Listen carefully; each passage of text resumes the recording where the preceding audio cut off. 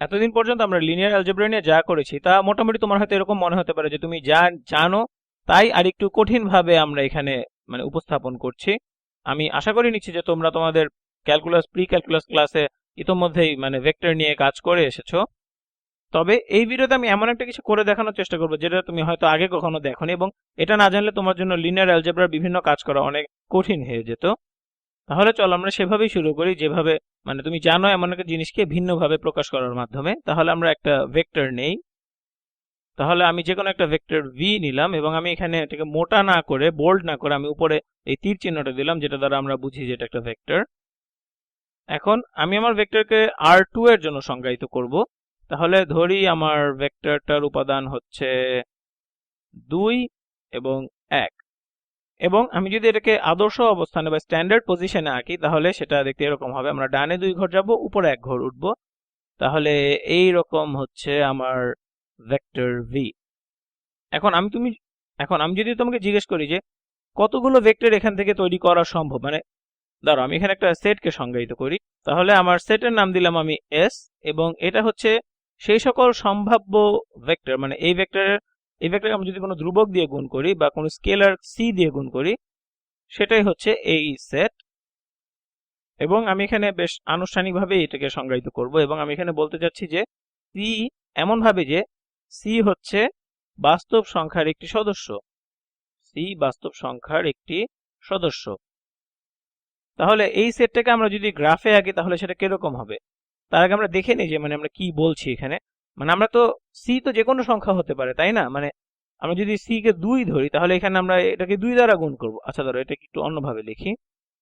আমরা আমাদের vector V K 2 দিয়ে গুণ করতে পারি, যেখানে ধরে নিচ্ছি সি সমান 2। তাহলে ভেক্টরটা হচ্ছে 4 2, এবং এটাকে যদি আমি গ্রাফে আঁকি তাহলে আদর্শ অবস্থানে আঁকবো। এটা হবে এই রকম একটা কিছু। এটা আমাদের আগের ভেক্টরের সাথে সমরৈখিক, শুধুমাত্র আগের ভেক্টর থেকে 2 ঘর বড় বা আকারে 2 ঘর বড়।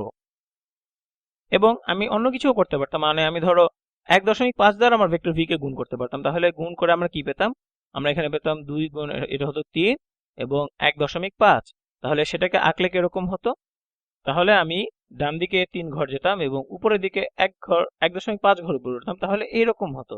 এবং আমি এটাকে যে কোনো কিছু দিয়ে গুণ করতে পারি।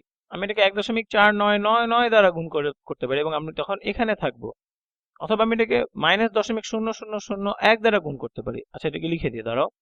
অর্থাৎ আমি যদি এটাকে দশমিক 0.001 গুণ ভেক্টর ভি করতাম তাহলে কি হতো? এটা হতো এখানের এই ছোট্ট ভেক্টরটা। আমি যদি -.01 দিয়ে করতাম তাহলে বিপরীত দিকের এই ছোট্ট ভেক্টরটা পেতাম। এবং আমি যদি -10 দ্বারা গুণ করতাম তাহলে আমি একটা ভেক্টর পেতাম যেটা এইভাবে এই দিকে চলে যায়। তার মানে কি দাঁড়াচ্ছে? আমি যদি এই সেটের জন্য মানে সি এর যে যাবতীয় মানের জন্য আমরা এখানে ভেক্টর রাখতে যাই তাহলে আমরা কি পাবো? আমরা মানে বিভিন্ন দিকে কি বলবো, বিভিন্ন দিকে বিভিন্ন ভেক্টর পাবো। তাহলে সেটা মানে বিভিন্ন দৈর্ঘ্যের হতে পারে। তাহলে এটা অনেকটা এইরকম একটা লাইন হবে বা এরকম একটা রেখা হবে। আমি একটু ঠিক করে রাখতে চাচ্ছি এটাকে। তাহলে এটা এই সবুজ রেখাটার মতো একটা রেখা হবে, এরকম একটা লাইন। অর্থাৎ এটা হচ্ছে একটি সমরৈখিক ভেক্টরের সেট। আমি এটাকে লিখে দিচ্ছি। এটা হচ্ছে সমরৈখিক বা কো-লিনিয়ার ভেক্টরের সেট। এখন মানে এটা তখনই হবে যখন আমরা যদি এদেরকে অবস্থান ভেক্টর হিসেবে চিন্তা করি। ধরো এই ভেক্টরটা এটা মানে R2 তে যে কোনো একটা বিন্দুকে নির্দেশ করে, এবং আমাদের R2 হচ্ছে এই কার্তেশীয় তল মানে প্রতি দিকে। এটা হচ্ছে আমাদের R2, এবং আমরা এটাকে একটা অবস্থান ভেক্টর হিসেবে দেখি। এখানে যে ভেক্টরটা আছে এটা লিখতে যেটা পজিশন বা অবস্থান ভেক্টর হিসেবে দেখি, এবং আমরা যদি এটাকে একটা R2 এর স্থানাঙ্ক হিসেবে বিবেচনা করি তাহলে এই সেটটাকে যদি আমরা মানে গ্রাফে আঁকি তাহলে এটা হবে এই পুরো লাইনটা, অর্থাৎ এই পুরো লাইন দ্বারা। এবং আমি এখানে মানে খুব পরিষ্কার থাকতে চাই এই ব্যাপারে, কারণ মানে এখানে এটা হচ্ছে একটা লাইন যেটার ঢাল বা স্লোপ হচ্ছে 2। দুঃখিত, এটার ঢাল হচ্ছে 1.5। মানে তুমি যখন 2 ঘর ডান দিকে যাও তুমি 1.5 ঘর উপরে উঠো। আমি এখানে মানে বেশি সহজ করে কিছু বলতে চাচ্ছি না। আমি এখানে মূলত এটাই বলতে চাচ্ছি যে এই যে আমাদের ভেক্টরের সেট এখানে যেটা আছে এটাকে আমরা যদি এভাবে আঁকতে যাই তাহলে আমরা এটাকে এরকম লাইন আকারে আঁকতে হবে, এবং এবং এদেরকে অবশ্যই আমাদের আদর্শ অবস্থান বা স্ট্যান্ডার্ড পজিশনে আঁকতে হবে। এবং সেটা যদি আমরা মানে পরিষ্কার করে না বলি, কারণ সেটাকে আমরা তাহলে যে কোনো জায়গায় আঁকতে পারি, কিন্তু এটাকে আমাদের আদর্শ অবস্থানে আঁকতে হবে। কারণ আমি যদি মানে এই 4 2 এই ভেক্টরটাকে মানে মানে আদর্শ অবস্থানে আঁকতাম তাহলে এটাকে এইরকম হতো, এবং তখন মানে এদের যে সমরৈখিকতা সেটা তুমি খুব একটা বুঝতে না। যার জন্য আমি এটাকে এভাবে আঁকাটা পছন্দ করি, মানে একদম মানে শূন্য বিন্দু বা অরিজিন থেকে শুরু হবে এবং তারা সব একই দিকে মানে যেদিকে যে বিন্দুকে নির্দেশ করে সেই দিকে যাবে এবং একই রেখার উপর থাকবে। এটাই আমি মূলত বুঝাচ্ছি যে কোলিনিয়ার ভেক্টর দ্বারা এই জিনিসটাই মানে পজিশন ভেক্টর দ্বারা আমি এটাই বুঝাচ্ছি। এদেরকে পজিশন ভেক্টর হতে হবে এমন কোনো কথা নেই, তবে মানে গ্রাফে জিনিসটা বোঝার জন্য পজিশন ভেক্টর হলে আমাদের সুবিধা হবে। এখন আমি এখানে এমন একটা ভেক্টর রেখেছি যেটা হচ্ছে অরিজিন দিয়ে যায় এবং একটা মানে স্লোপ হচ্ছে 2, তাহলে তোমরা এটাকে এমন একটা ভেক্টর হিসেবে দেখতে পারো যেটা ঢাল হচ্ছে 2, এবং এটাকে তুমি বলতে পারো যে এটা হচ্ছে একটা স্লোপ ভেক্টর। তুমি অ্যালজেব্রা 1 এ যা শিখেছো সেখানে এটা স্লোপ ভেক্টর ছিল। তাহলে মানে এখান থেকে যদি আমরা বের হয়ে আসতে চাই তাহলে আমরা এমন কোন রেখাকে আঁকতে পারি যেটা মানে অরিজিন দিয়ে যায় না কিন্তু মানে তাদের সাথে সমরৈখিক বা প্যারালাল হবে। মানে এমন ধরো এখানে একটা বিন্দু নিচ্ছি, আমরা এই বিন্দু দিয়ে যায় এমন একটা রেখা আঁকি যেই বিন্দুটি হচ্ছে 2,4, এবং আমরা যদি মানে আদর্শ অবস্থানের ক্ষেত্রে আবার চিন্তা করি তাহলে এটা মানে প্রকাশিত হচ্ছে এই ভেক্টরটি দ্বারা, এটা প্রকাশিত হচ্ছে এই ভেক্টরটি দ্বারা। এটাকে একটু ধরো মুছে ঠিক করে আঁকি, তাহলে এটা এই বিন্দুটা প্রকাশিত হচ্ছে এই ভেক্টরটি দ্বারা, যেটা হচ্ছে আচ্ছা এটার নাম দেই এক্স। এটা ভেক্টর এক্স দ্বারা প্রকাশিত এবং ভেক্টর এক্স সমান হচ্ছে 2, 4।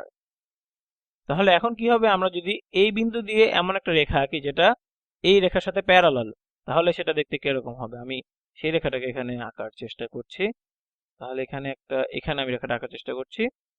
আমি এটাকে যতটুকু সম্ভব প্যারালাল করে আঁকার চেষ্টা করছি।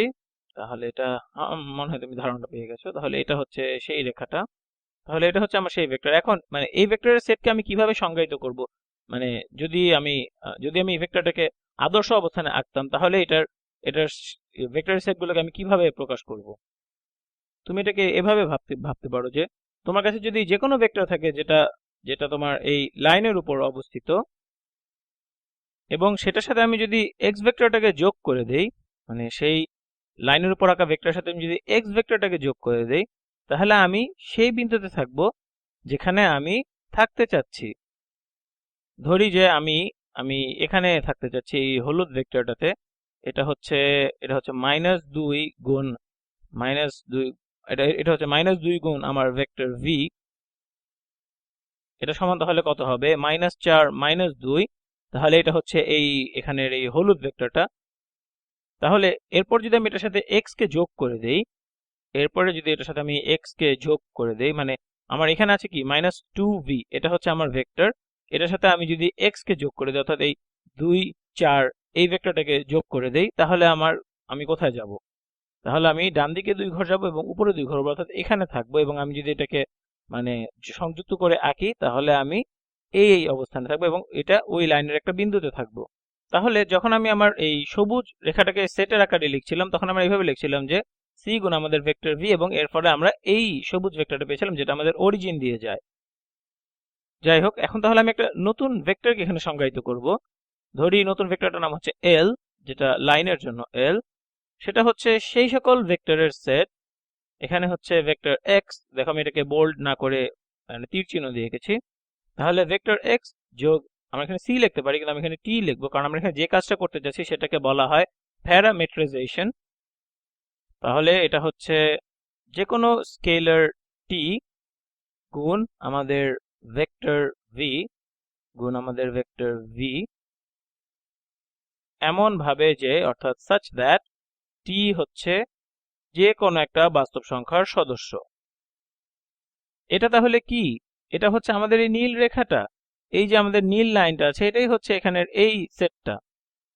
উদাহরণস্বরূপ দেখো, আমি যদি মানে এখানে টি যদি -2 হয় তাহলে এটাকে যদি -2 দিয়ে গুণ করি তাহলে আমি এখানে আসি, এবং তার সাথে যদি আমি এক্স যোগ করি তাহলে আমি এখানে যাই। তাহলে আমার ভেক্টরটা হচ্ছে যেটা শেষ বিন্দুটি হচ্ছে এখানে, তাহলে ভেক্টরটা এরকম এবং শেষ বিন্দুটি এই লাইনের উপর অবস্থিত। এবং আমি এটাকে যে কোনো কিছু দিয়ে করতে পারি, মানে আমি যে কোনো ভেক্টর নিতে পারি এবং যে কোনো ভেক্টর ভি নিতে পারি, তার সাথে যে কোনো স্কেলার গুণিতক গুণ করে তার সাথে আমি এক্স কে যোগ করে দিতে পারি, তাহলে সেটা এরকম হয়ে যাবে। অর্থাৎ এটা আমাদের এই লাইন এল এর উপরে যে কোনো একটা বিন্দুকে নির্দেশ করবে। তাহলে মানে আমার এখানে যে সেটটা আছে এটা হচ্ছে একটা ভেক্টরের সেট, এবং এদেরকে যদি আমি আদর্শ অবস্থানে আঁকি, এই ভেক্টরগুলোকে যদি আমি আদর্শ অবস্থানে আঁকি তাহলে তারা সবাই এই নীল লাইনটার উপরে যে কোনো একটা বিন্দুকে নির্দেশ করবে, নীল লাইনের উপর যে কোনো একটা বিন্দুকে নির্দেশ করবে।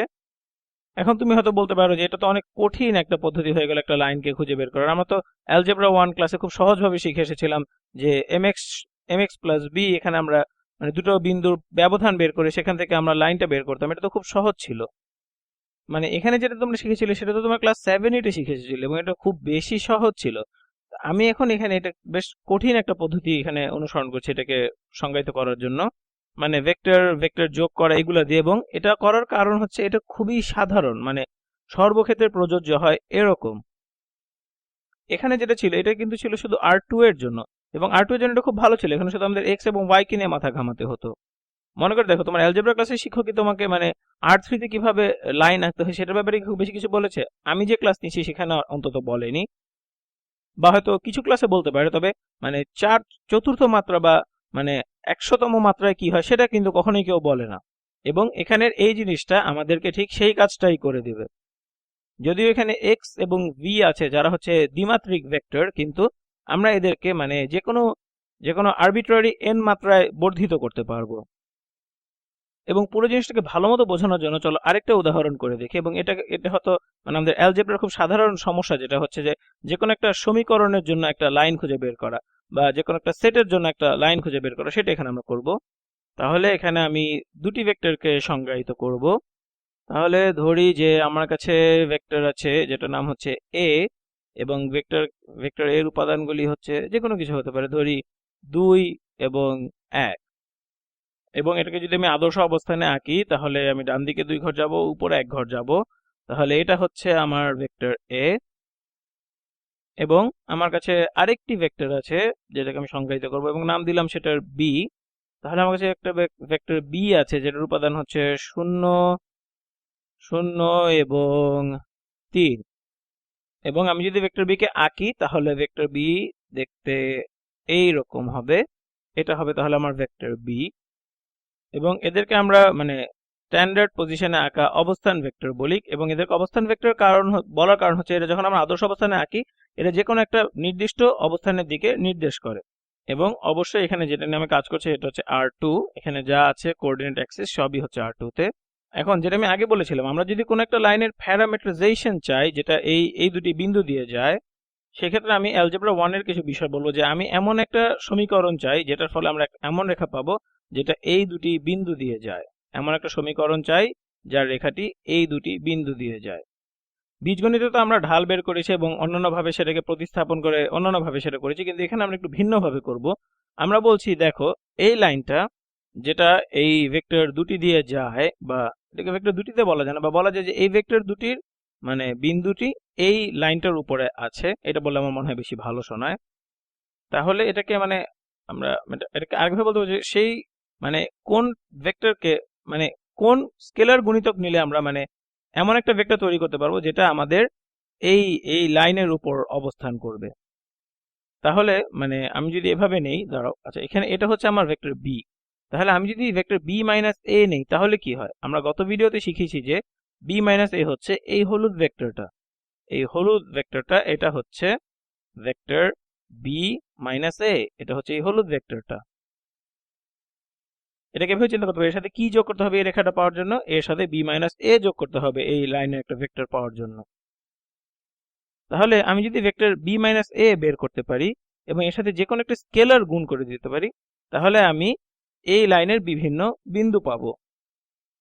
তাহলে আমাদের খুব সতর্ক হয়ে করতে হবে এটা। আমরা যে কোনো একটা স্কেলার t নিচ্ছি, যে কোনো একটা স্কেলার t গুণ আমাদের ভেক্টর b মাইনাস a, তাহলে আমরা কি পাবো? লক্ষ্য করো b মাইনাস a তো হচ্ছে এখানের এই ভেক্টরটা, কিন্তু আমাদেরকে কিন্তু এখানে আদর্শ অবস্থানে আঁকতে হবে। তাহলে b মাইনাস a কে যদি আদর্শ অবস্থানে আঁকি সেটা দেখতে এরকম হবে, মানে এটার সাথে প্যারালাল হবে, এটা অরিজিন থেকে শুরু হবে তাহলে, এবং এটার শেষ বিন্দু হবে এই জায়গায়। তাহলে এটা হলো ভেক্টর b মাইনাস a। এখন যদি আমরা ভেক্টর b মাইনাস এর সাথে কোনো স্কেলার গুণ করি তাহলে আমরা এমন কতগুলো ভেক্টর পাবো যা এই লাইনটার উপর অবস্থান করে। এই যে হলুদ লাইনটা আমি আঁকছি এই হলুদ লাইনটার উপর অবস্থান করে। কিন্তু আমরা এটা করার জন্য শুরু করিনি। আমরা যেটা করতে চাই সেটা হচ্ছে আমরা একটা ইকুয়েশন বা সমীকরণ বের করতে চাচ্ছি, বা এটাকে আমরা বলতে পারি একটা প্যারামিটারাইজেশন চাচ্ছি এই লাইনটার জন্য। এবং সেই সবগুলোর নাম দিলাম আমরা সেট এল, এবং আমরা দেখতে চাই যে সেট এল কিরকম হবে। তাহলে আমাদের এটা করার জন্য এই জিনিসটা নিয়ে শুরু করতে হবে। এই জিনিসটা হচ্ছে আমাদের এখানের এই লাইনটা, হচ্ছে এই জিনিসটা, এবং আমরা এটাকে মানে উপরে নিয়ে যেতে পারি, মানে অবস্থান পরিবর্তন করতে পারি। এবং এটা আমরা কিভাবে করতে পারি, আমরা শুধু বি যোগ করে দিয়ে এটা করতে পারি। তাহলে আমরা এর যে কোনো বিন্দু নিয়ে এর সাথে বি যোগ করে দিই, তাহলে আমরা আমাদের ওই লাইনের যে কোনো একটা বিন্দু দিকে এটাকে নির্দেশ করবে, অর্থাৎ এটা মানে এই লাইনটাকে, এটাকে বলা হবে শিফট আপ করা। তাহলে আমরা এখন এটার সাথে বি যোগ করে দিতে পারি, এই সমীকরণে বি যোগ করে দিলে হয়ে যাবে। এবং এখানে বলে রাখা ভালো যে টি হচ্ছে বাস্তব সংখ্যার সদস্য, ঠিক আছে, যে কোনো বাস্তব সংখ্যার সদস্য।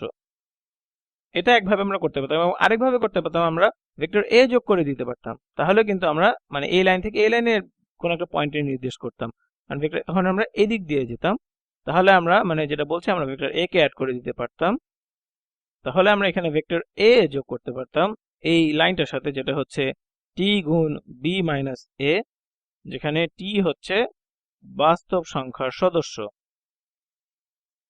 তাহলে আমার লাইনের সংজ্ঞাটা মানে এখানের যে কোনো একটা হতে পারে।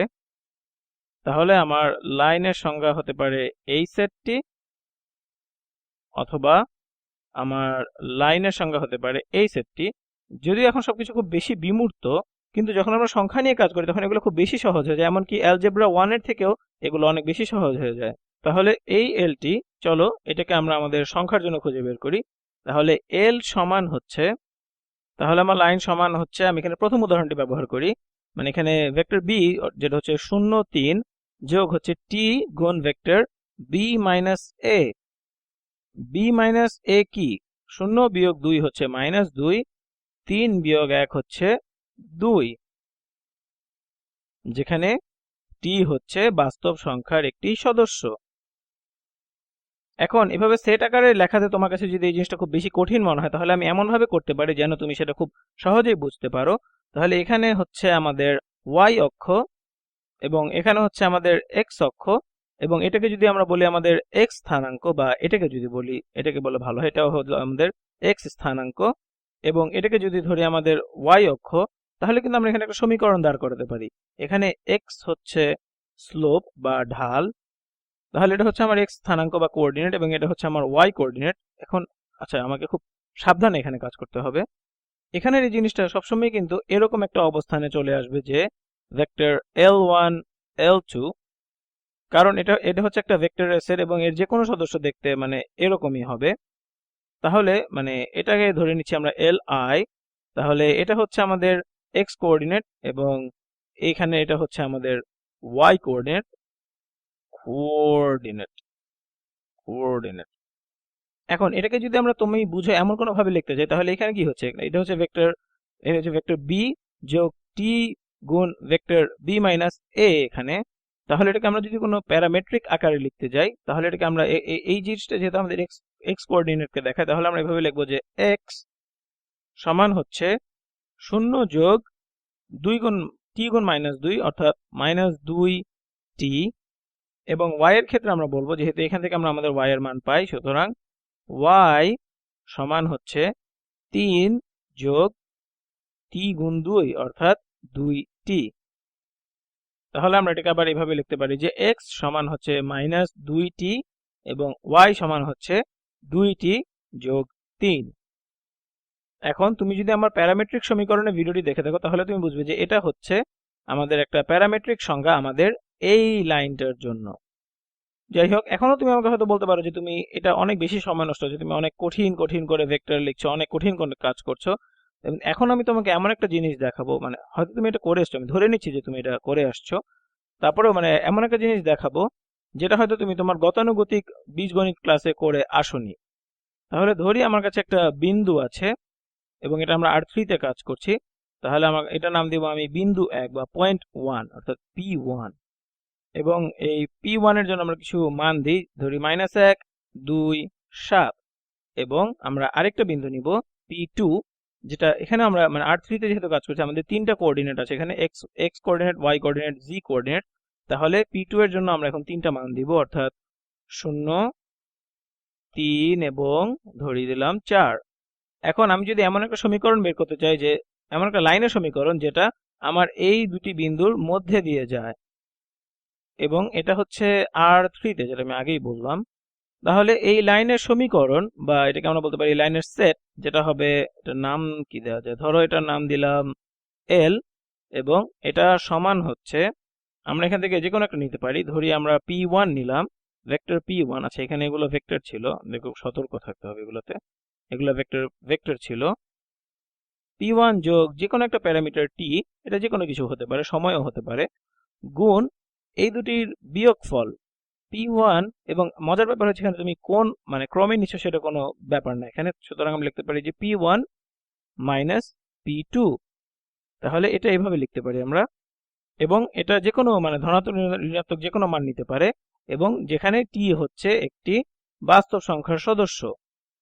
তাহলে চলো আমরা এটা এই সংখ্যাগুলোর জন্য প্রয়োগ করে দেখি। প্রথমে আমাদের যেটা করতে হবে, আমাদের P1 মাইনাস P2 বের করতে হবে। P1 মাইনাস P2, আমি একটু স্ক্রোল ডাউন করে নিই, একটু জায়গা দরকার আমার। P1 মাইনাস P2, তাহলে এটা সমান হচ্ছে -1 বিয়োগ 0 হচ্ছে -1, 2 বিয়োগ 3 হচ্ছে -1, 7 বিয়োগ 4 হচ্ছে 3। তাহলে এটা হয়ে গেল। তাহলে আমাদের লাইনকে আমরা এভাবে বলতে পারি যে এটা হচ্ছে একটা ভেক্টরের সেট। যদি আমরা এটাকে আদর্শ অবস্থানে আঁকতাম, এটা এই ভেক্টরগুলোর সেট হতো। এটাকে তাহলে আমি এটাকে সবুজ রং দিয়ে দেখি। এটা হচ্ছে -1 2 7 যোগ টি গুণ এই ভেক্টর, অর্থাৎ -1 -1 3, টি গুণ -1 -1 3, যেখানে অথবা এমন ভাবে যে টি হচ্ছে বাস্তব সংখ্যার একটি সদস্য। এবং এখন আমি বলতে পারি যেটা তোমার জন্য এখনো খুব একটা মানে সন্তোষজনক নাও হতে পারে, তুমি হয়তো এখন বলতে পারো এটা মানে আমি কিভাবে এটাকে প্লট করবো, আমার XYZ অক্ষ কোথায়। তাহলে ধরি এটাকে, ধরো নিচের ইয়েটা থাকি, তাহলে এটাকে এভাবে ধরি যে এটা হচ্ছে আমাদের Z অক্ষ, এখানে এটা হচ্ছে আমাদের X অক্ষ, এবং Y অক্ষটা হচ্ছে এইরকম, তাহলে এটা হচ্ছে আমাদের Y অক্ষ। এখন আমি এটাকে হয়তো এখানে গ্রাফ করব না, কিন্তু আমি এখানে বলে দিতে পারি যে x এর জন্য আমাদের এই অংশটা ব্যবহার করব আমরা, এখান থেকে আমরা আমাদের x এর মান পাবো। তাহলে আমরা এখানে এভাবে লিখতে পারি যে, আচ্ছা আমরা এটা এখান থেকে পাবো এই জিনিসটা থেকে, তাহলে আমরা এভাবে লিখব যে x সমান হচ্ছে -1, এখানে সবুজ রং দিয়ে করছি, -1 যোগ -1 গুণ t, -1